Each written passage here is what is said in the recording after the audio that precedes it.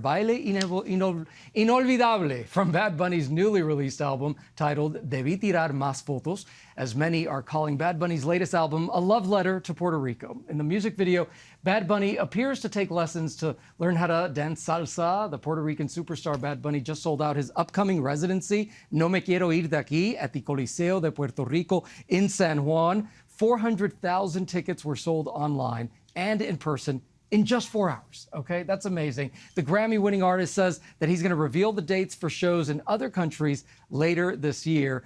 Debí Tirar Más Fotos is considered to be a love letter to the island, with fans resonating with the rich rhythms like bomba, plena, and salsa, as well as the lyrics which range from what sounds like personal heartbreak to politically charged themes. Joining us here to talk all about Bad Bunny and the hype is digital culture editor for Harper's Bazaar, Bianca Betancourt. Thank you for being here. Welcome. Thank you, Gio. Thanks for having me. Absolutely. Okay, so let's talk about this because this is really a love letter, but he's honoring the history of Puerto Rico here.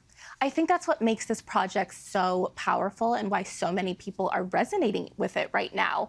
I mean, I, for one, when I pressed play, didn't expect to hear a salsa sample, right, in the first 30 seconds I didn't expect that either. At all. And then the fact that we got more throughout the project, it was incredible. And, you know, like you mentioned, there's salsa, there's bomba, there's plena. And what's really important to know that, yes, these are traditional rhythms of Puerto Rico, but they're also storytelling methods that are really, really sacred to the island. So, yes, you can talk about romance with this type of music. We can also talk about resistance, which was a big theme in it as well. And you point in your op-ed specifically to the art, and I think we have the shot right here that we can show you this image because it's really two plastic chairs. There you see it right there.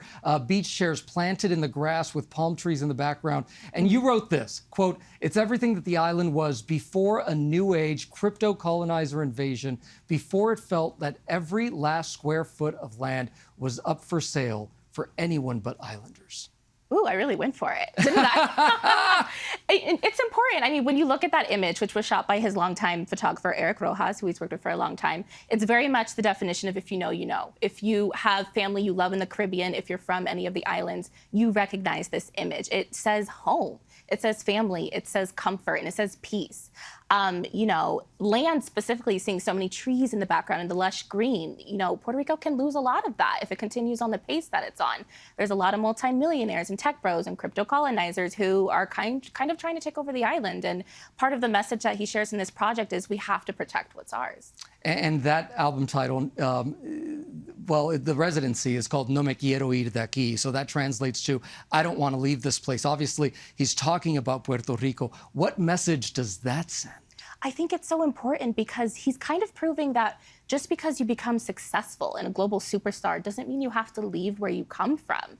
You know, there's a lot of superstars that you know where they're from originally, but where do they live now? They live in Hollywood, they live in New York, maybe they live in Europe somewhere. The fact that he's, you know, brought on this success to himself. He is a global superstar now. I would argue you can put him on the same playing field as Beyonce and Taylor Swift right now. I completely would.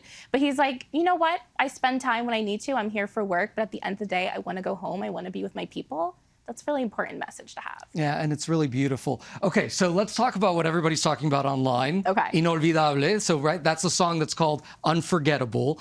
Who's he talking about? Because a lot of people are wondering, like, who's this about? Yeah, Unforgettable Dance, what it translates to, which is why we see him dancing in the video. People have theories, and I don't want a million publicists calling me after this, but I will say when I spoke with him a couple years ago for our Bazaar Icons cover story, I asked him about inspiration and what fuels his songwriting, and I know he would say it's never just one thing. There's a lot of experiences and life occurrences that really fuel his songwriting. And, you know, if you go to Twitter, if you go to Instagram, you'll see the guesses, but I would argue it's never just one thing or one person. What do you think is the smash hit on this album? Oh my God, come summertime, Nueva York.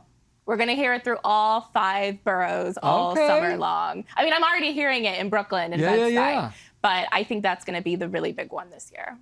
All right, Bianca Betancourt, thank you so much. You are awesome. Come on back. Let's talk more Latino music. I'd be happy to come. All right, great to see you.